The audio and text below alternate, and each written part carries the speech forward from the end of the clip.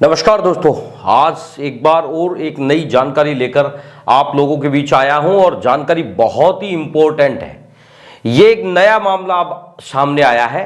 अभी हाल ही में मेरे 2-3 ऐसे व्यूवर्स, हमारे सब्सक्राइबर से बात हुई जिनके साथ ये घटना भी रिसेंटली हुई है। और ये जो फ्रॉड मैं आज आपके बीच में एक्सप्लेन करने वाला हूं, ये फ्रॉड और भी ज़्यादा भयानक, खतरनाक, डेंजर जो नाम दे सकते हैं वो है। अब आपको मैं इस पूरे फ्रॉड के बारे में अच्छे से समझाने का प्रयास करूंगा। और अगर आप हमारे चैनल पे नए व्यूवर्स हैं या फिर अगर आप पहली बार इस चैनल को देख रहे हैं तो इस चैनल पे ये वीडियो है इनको जरूर देख लेना, क्योंकि ये फ्रॉड किसी के साथ भी हो सकता है। और अगर आप ये सोच रहे हैं कि मुझे कोई नहीं फंसा सकता, तो ये समझ लीजिए कभी भी फंस सकते हो। फिर आप एक बार फंसने के साथ ही आपको जो ये इसमें जो खामियाजा उठाना पड़ेगा ये बड़ा मुश्किल हो जाएगा, क्योंकि ये बड़ा अजीब तरीके का फ्रॉड है। और इस फ्रॉड में किसी भी व्यक्ति को बहुत आसानी से फंसाया जा सकता है और उससे काफी सारा पैसा लूटा जा सकता है। तो मोस्टली क्या होता है कि आजकल आपने देखा होगा सोशल मीडिया पर अनेक तरीके के फ्रॉड चलते हैं और इसी वजह से इन सारे फ्रॉड्स के अलग अलग नाम हैं। तो उसी की तरह मतलब इस फ्रॉड को हम भाभी स्कैम के नाम से जानेंगे। भाभी स्कैम कैसे है, क्यों है ये, भाभी इसका नाम क्यों पड़ा, इसके बारे में डिस्कस करेंगे। क्योंकि इसमें क्या होता है कि एक महिला होती है फ्रॉड करने वाली। अब वो जो महिला है वो किस तरीके से आपके साथ फ्रॉड करती है, मैं आपको क्रम वाइज बता रहा हूं। आपके साथ बिल्कुल ऐसे के ऐसे ही होगा। तो अगर आपके साथ ऐसा कभी हो तो तुरंत समझ लेना कि इसमें आगे जाके फ्रॉड हो सकता है। इसमें क्या होता है कि आपके पास एक भाभी के नाम से या लड़की, मतलब शादीशुदा महिला आपके पास फेसबुक, इंस्टाग्राम या सोशल मीडिया के माध्यम से आपके संपर्क में आएगी। संपर्क में आने के बाद वो आपसे मैसेज करेगी। हो सकता है वो आपको विधवा बता दे, हो सकता है तलाकशुदा बता दे, यानी कि वो किसी तरीके से बता सकती है। और वो हो सकता है किसी अन्य कंट्री से भी बता सकती है। ऐसा नहीं है कि वो इंडिया से ही है, हो सकता है वो दुबई से हो। और आपके पास जो मैसेज आ रहे हैं, चैटिंग जो हो रही है कोई एप्लीकेशन के माध्यम से हो रही है, जो हो सकता है किसी कंट्री के नंबर से आपके पास चैट हो रही है, ऐसा भी हो सकता है। तो यानी कि एक भाभी आपसे दोस्ती करेगी, दोस्ती करने के बाद वो 1-2 महीने आपसे चैटिंग करेगी।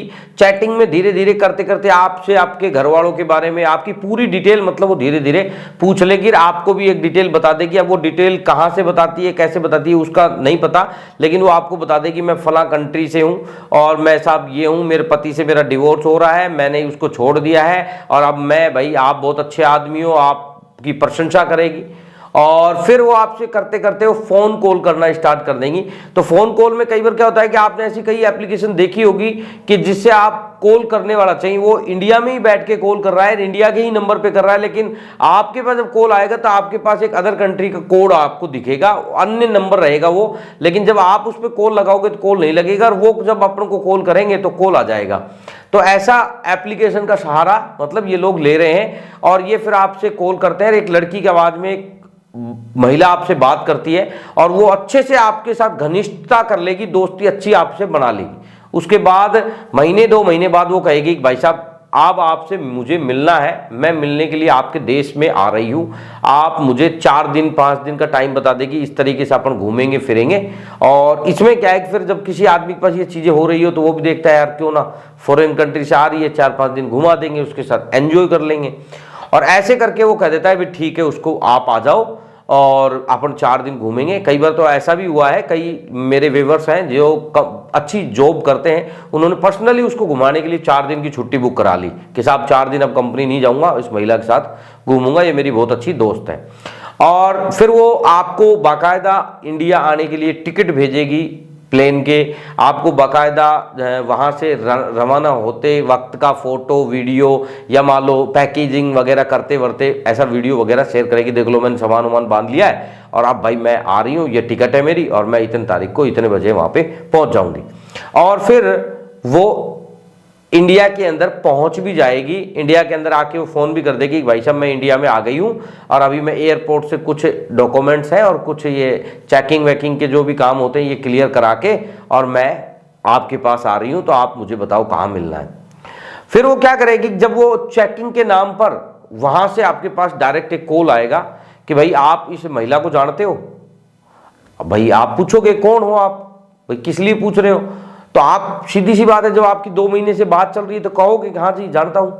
तो बोला कि यार ये तो फॉरेन से आई है और इसके पास जब मैंने एयरपोर्ट पे इसकी तलाशी ली तो पता लगा कि इसके जो नगद है इसके पास, नकदी यानी कि जो फॉरेन कंट्री की एक करेंसी है वो इसके पास 5 करोड़ रुपए की है। मतलब वो कोई भी राशि हो सकती है लेकिन वो काफ़ी सारी राशि होती है कि किसी को कहा कि 10 करोड़ रुपए है इसके पास नगद है और इसके पास हीरे डायमंड्स हैं, ज्वेलरी है और इसके पास आईफोन्स हैं। तो यानी कि इसने कस्टम ड्यूटी नहीं चुकाई। अब आप ये समझिए कि अगर वो कस्टम ड्यूटी नहीं चुकाई उसने और अगर वो इतनी करेंसी वगैरह लेके आ रही है तो क्या जिस एयरपोर्ट से वो बैठी है वहां पर उसकी प्लेन में चेकिंग नहीं हुई? मतलब प्लेन में जब एंट्री करते चेकिंग होती है तो बेसिकली जिस देश से वो आई तो वहां पे भी चेकिंग होती। लेकिन ये चीजें आपको मतलब या तो मतलब फ्लाइट्स के बारे में कई लोगों को ऐसा पता नहीं होता है तो वो लोग क्या है बड़े आसानी से फंस जाते हैं। हो सकता है वो वहां से बैठ के आई है और उसके पास अदर कंट्री की करेंसी है, गहना वहना है, उसके पास ज्वेलरी है और फोन वोन लेके आई होगी। तो यार एयरपोर्ट पे जो कस्टम डिपार्टमेंट है उन्होंने इसको पकड़ लिया। अब वो कहेंगे साहब हमने इसका कस्टम डिपार्टमेंट वाले बोल रहे हैं हम पुलिस के अधिकारी हैं और इसके पास इतनी ज्वेलरी है, इसने टैक्स तो दिया ही नहीं इंडिया का। तो हमें क्या है कस्टम टैक्स के बारे में जानकारी नहीं होती है और इस वजह से हम सोचते हैं हो सकता है यार चलो ठीक है कस्टम डिपार्टमेंट से फोन आ रहा है, अगला आदमी नाम बता रहा है, बोल रहा है कि मैं इंस्पेक्टर बोल रहा हूँ, मेरा नाम कोई भी है। जैसे कई बार हमने देखा है हमारे कई व्यूअर्स के साथ हुआ तो यही राम पांडे के नाम से या विक्रम गोस्वामी का यूज किया जाता है। भाई मैं विक्रम सिंह राठौड़ बोल रहा हूँ और ये मैं कस्टम इंस्पेक्टर और इस एयरपोर्ट पे हूँ, दिल्ली एयरपोर्ट पे हूँ या मान लो कोलकाता एयरपोर्ट पे हूँ और इस महिला को आप जानते ही हो, इसके पास इतना ज्वेलरी इतना पैसा है इसलिए इसको टैक्स के रूप में मतलब कस्टम ड्यूटी चुकानी पड़ेगी। सीधा सा मतलब यह है। अब कस्टम ड्यूटी चुकानी पड़ेगी तो इसके पास तो करेंसी जो है वो अदर कंट्री की है तो हम तो वो तो लेंगे नहीं, हम तो इंडिया की करेंसी लेंगे। तो इंडिया की करेंसी कौन देगा? आप दो, क्योंकि आप इसको जानते हो, आपसे मिलने आ रही है। अब क्या करोगे आप उस महिला से बात करोगे, हाँ जी क्या मामला हो गया? तो वो महिला कहेगी कस्टम ड्यूटी आप एक बार चुका दो, मेरे पास पैसे वैसे खूब है, मैं अभी आ रही हूँ आपके पास ही तो मैं आपको दूंगी। आपके मन में क्या है लालच आ जाएगा, लोभ आ जाएगा कि यार इतना पैसा, आईफोन वाईफोन 3-3 4-4 आईफोन क्यों ला रही है, यानी कि मुझे गिफ्ट करने के लिए ला रही है। तो आप क्या करोगे कि वहां 50,000 60,000 लाख रुपए की कोई वैल्यू नहीं समझोगे और आप उसके खाते में तुरंत प्रभाव से पैसे जमा करा दोगे। और फिर जब एक बार पैसा जमा हो जाएगा तो उसे लग गया कि हाँ ये अच्छा बेवकूफ बन रहा है, फिर वो थोड़ी देर बाद आपको दोबारा फोन करेंगे कि भाई आपने जो कस्टम ड्यूटी चुकाई वो तो चलो इतने सामान की चुकाई, इसके पास बाद में सामान ये और निकल गया, 2 चीजें और एक्स्ट्रा निकल गई तो इसका इतना और बनता है। तो ऐसे करके वो 2-4 लाख रुपए का आपके आसानी से एक तरीके से ठेंगा लगा देते हैं और इस तरीके से आपके 2-4 लाख रुपए का नुकसान कर देते हैं। ऐसे मेरे पास अभी लेटेस्ट एग्जांपल आए जिनके साथ ऐसे ही हुआ। फॉरेन से उनके साथ एक महिला की दोस्ती होती है और दोस्ती होने के बाद वो इंडिया उनसे मिलने के लिए आती है और आने के बाद एयरपोर्ट से उनके पास कॉल आता है। कॉल आने के बाद वो इस तरीके से पैसे मांगते हैं और ऐसे करके वो टुकड़ों में मतलब 50-60 हज़ार रुपए एक बार में करके 2-3 टुकड़ों में 2-3 लाख रुपए उनसे निकलवा लेते हैं। और निकलवाने के बाद भी वो महिला उसके पास नहीं पहुंचती है। जब बात करते हैं लास्ट में सारी चीज़ें जो है फर्जी तरीके से निकलती है, पता लगता है वो नंबर ब्लॉक हो गया या फिर हो सकता है कि अपन जब 2-3 लाख रुपए देते हैं उसके बाद भी जब डिमांड आती है तो हमें लग जाता है कि ये फ्रॉड है।